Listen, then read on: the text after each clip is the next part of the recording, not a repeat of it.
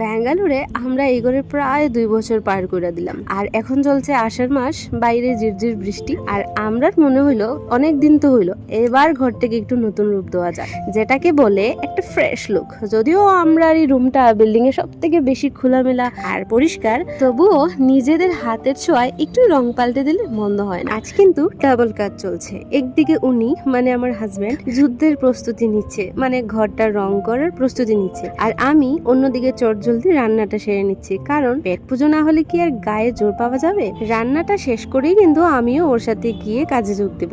আসলে নিজের হাতে নিজের ঘর সাজানোর আনন্দটাই আলাদা। দুজনে মিলে যখন কাজ করি তখন ক্লান্তিটা অতটা বোঝা যায় না।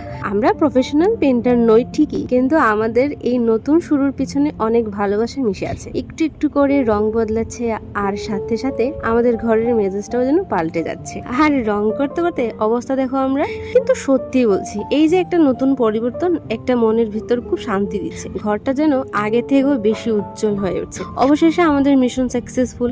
দেখুন তো ঘরটা কেমন লাগছে। আমাদের এই ছোট্ট প্রচেষ্টার আজকের এই বৃষ্টির দিনটা সত্যি স্মরণীয় হয়ে থাকলো। তো আজকের এই ভিডিওটা তোমাদের কেমন লাগলো অবশ্যই জানাইও। আর হ্যাঁ, ভালো লাগুক আর না লাগুক, লাইক কমেন্ট সাবস্ক্রাইব করতে একদম ভুলিও না কিন্তু। তা চলো আজকে টাটা, দেখা হচ্ছে পরের ব্লগে।